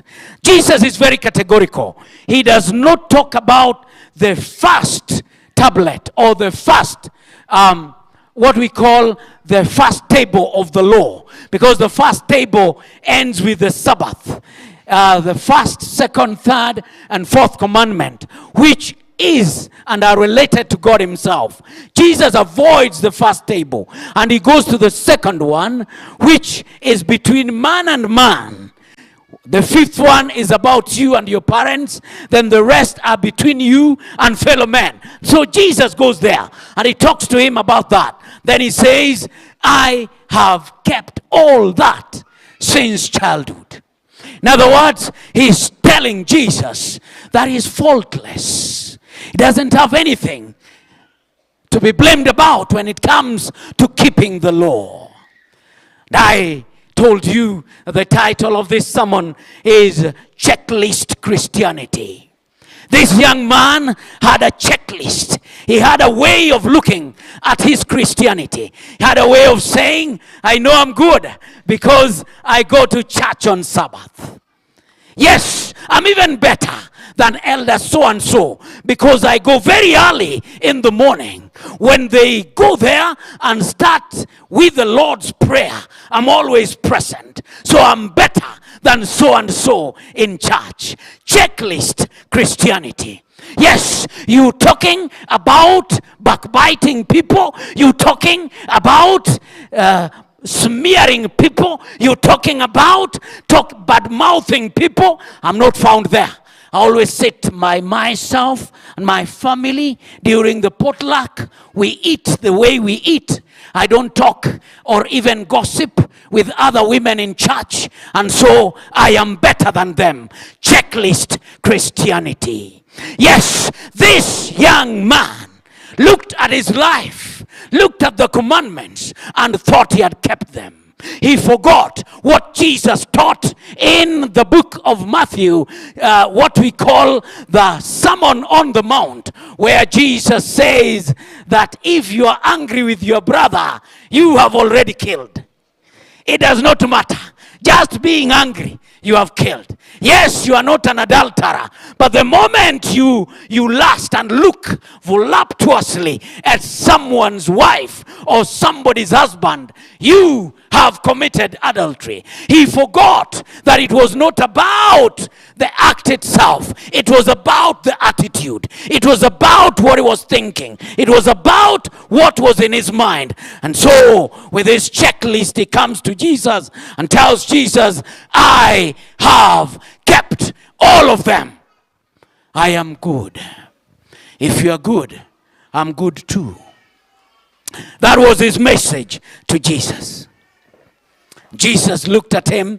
The Bible says that he loved him. Jesus loved him. Bible says he loved him. Then he told him, if that's what you have done, go, sell everything. Go, sell everything that you own and have. Give that which you have sold to the poor. Come and follow me. The Bible says he left dejectedly. He was sad at the words of Jesus. This was one man who had come that he had kept the commandments. But now he leaves the presence of Christ sad and dejected because Jesus has touched where his heart lives. Yes, he had kept the commandments, but his heart was not in heaven. His heart was in his wealth. He lived for the time, though he thought about eternal life, but he didn't know what eternal life entails. He thought that keeping commandments is the only thing that can make him get eternal life. Now I want to tell you, and I want to submit here and now, this young man, being a rich person, came to Jesus with an entrepreneurial mindset. He came with his riches dragging about, and he would remember how many a times he closed certain deals in his businesses, and he usually told people, what do you want me to do for you, for me to get this tender?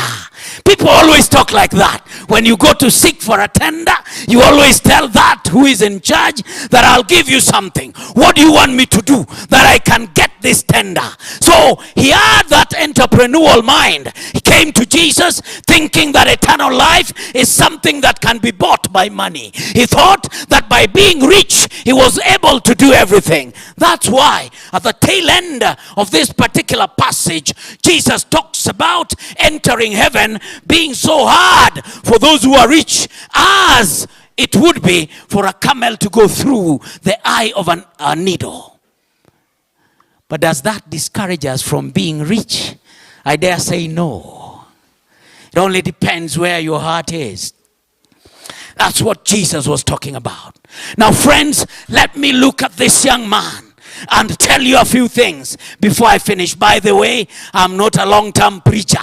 I don't always take time on the pulpit. I punch my lines in and I leave the pulpit because I was taught that you stand up, you speak, and you leave, you walk away. That is what I was taught. Now, friends, this young man was a real guy. In my eyes, when I look at this young man, I see somebody who came close to eternal life. In fact, he had come within the presence of heaven. He had met life itself. He came to Jesus, the one who holds the scepter of life in his hands. He came to the man who is life himself. He came to the one who came to seek and save that which is lost. He was standing before the lawgiver, the one who understands how the law works. He was before heaven, and in fact, he was just an inch away from eternity. But the Bible says that he left so sad while Jesus called him to come and follow him. He left. Why? Because his heart was not where he was talking about. He came seeking eternal life, like we always do. We think that coming to church will lead us to eternal life. I'm not discouraging you from coming to church. Come to church. Come early. Do everything. Yes, build the church. If it's contribution about building, do it wholeheartedly. If it's tithe and offerings, give it exactly. If it is visiting the sick in the hospital, participate, do it. If it's whatever is being done, do it wholeheartedly. But I dare tell you that when you come to church with a checklist, when you come filled with pride, when you come thinking that you are better, when you come thinking that you can attain eternal life by what you do in church, you are wrong. By giving your tithes and offerings, you are not buying or getting a passport to eternity. That is your obligation as a Christian. By building the church of God, that does not give you a ticket to eternity. That is your obligation as a Christian. By visiting the sick and doing that which is necessary is a work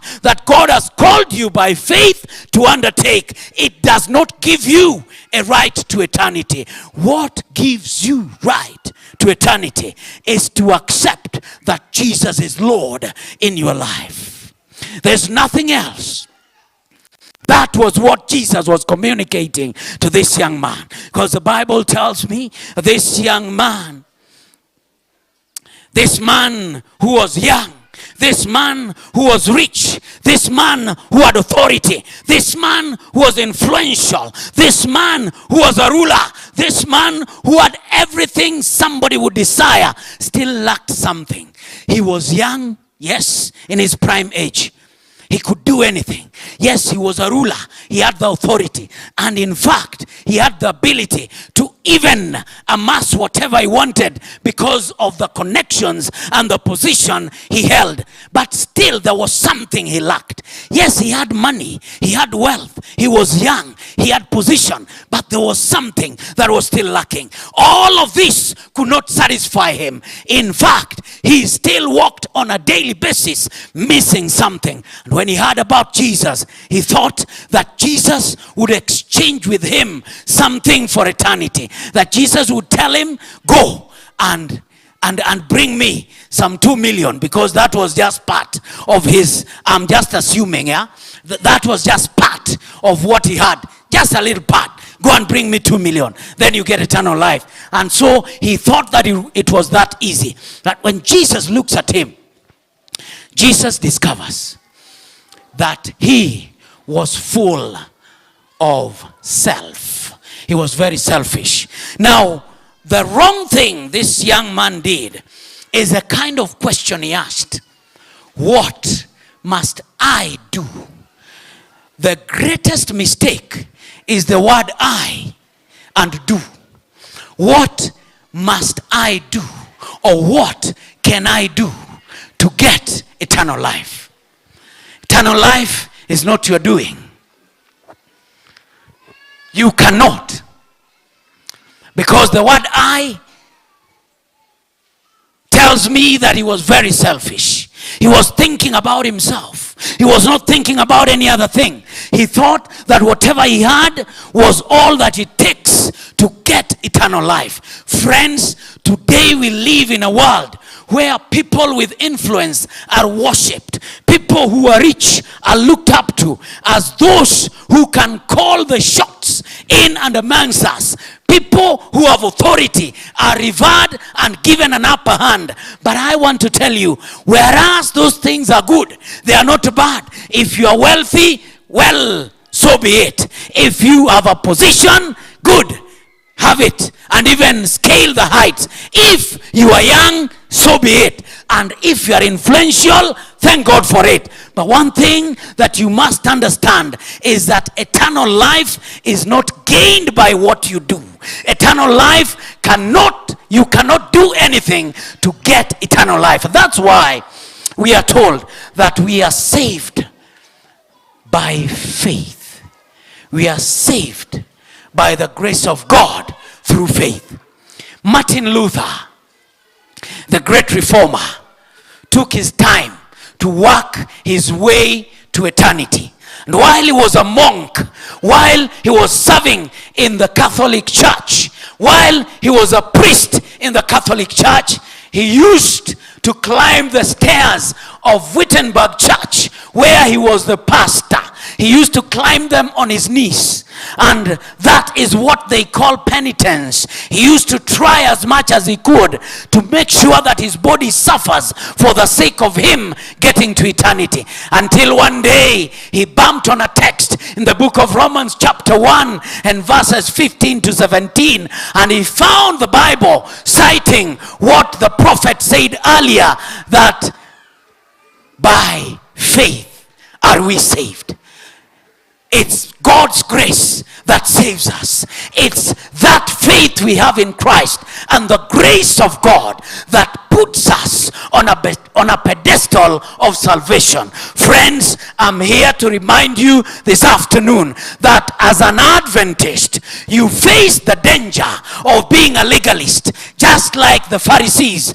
Adventists have a challenge with legalism. We are so much oriented to the doing part, that if you don't do this, then this cannot happen. If you don't do this, this cannot happen. Some of us have a checklist of the foods they eat. I'm not saying that you eat anyhow, but let me tell you that eating meat or not eating meat will not give you a ticket to heaven. You can eat soya as long as you can eat it, but eating soya without Jesus does not open the gates of heaven. You can say what you like, but the truth is, whatever you put as something that you are doing to gain eternity will not give you a ticket into heaven. The young rich ruler thought that what he did could give him a space into eternity, until he discovered that he could not do it.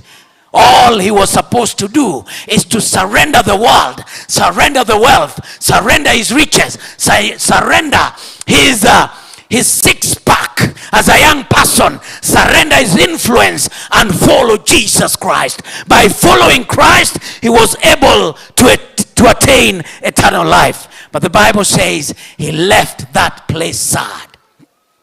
I hope you'll not leave this place sad today.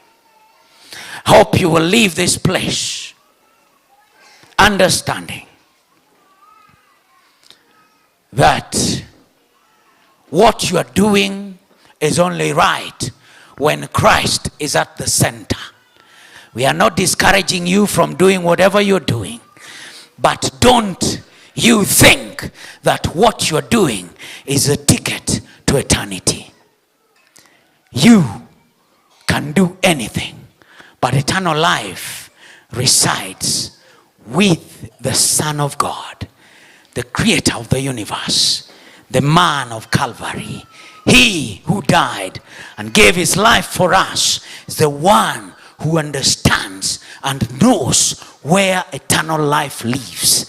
It is about time, as a church member, as a Christian, as a visitor, as a pastor, as an elder, it's about time you started thinking about Jesus and surrendering everything into his hands, for he owns the key to eternity. The rich young ruler had it all but lost it all. He came an inch into eternity but lost it.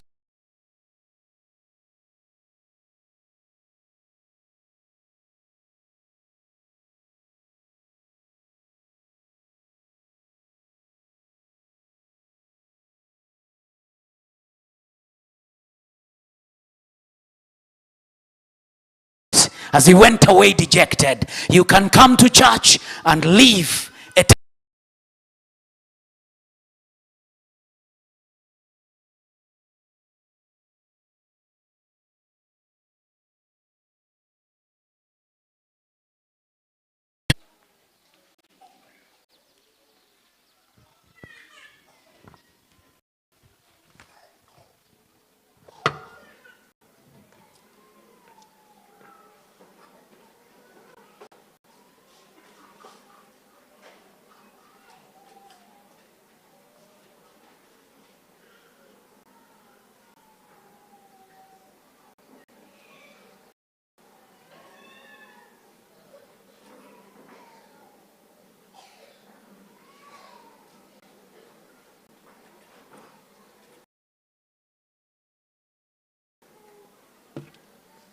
We all rise with song number 338.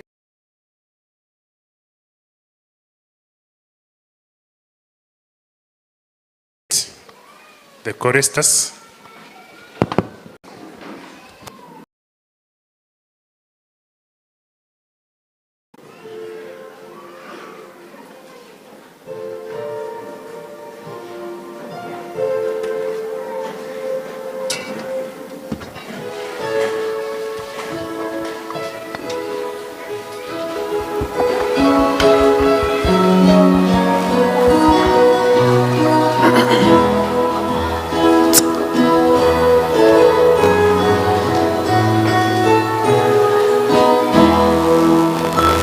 Redeemed, how I love to proclaim it, redeemed by the blood of the Lamb, redeemed through His infinite mercy, His child, and forever I am redeemed,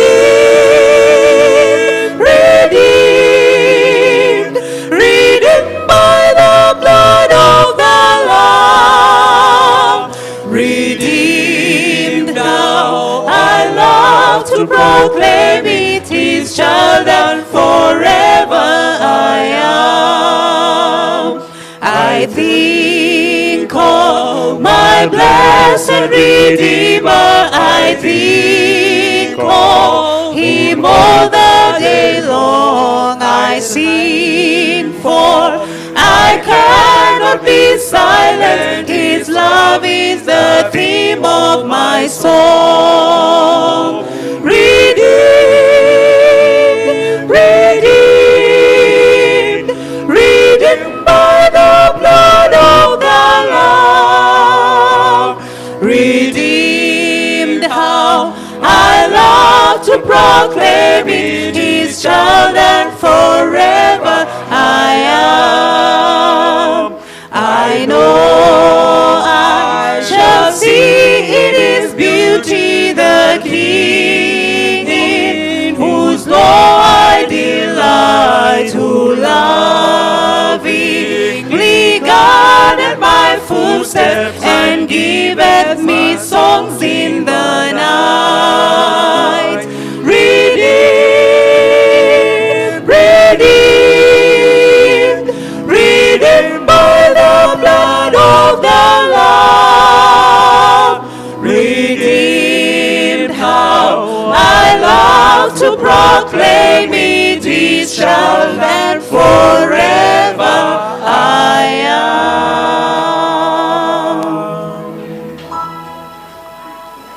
Our Father and our God in heaven,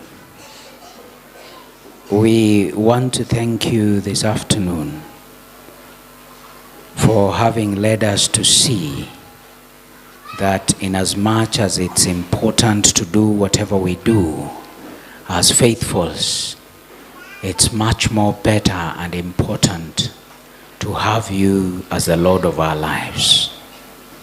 We pray that this mindset of having a checklist to look at what we can do better than others be far from us, that we deem ourselves as sinners who need your grace and grasp eternal life by faith.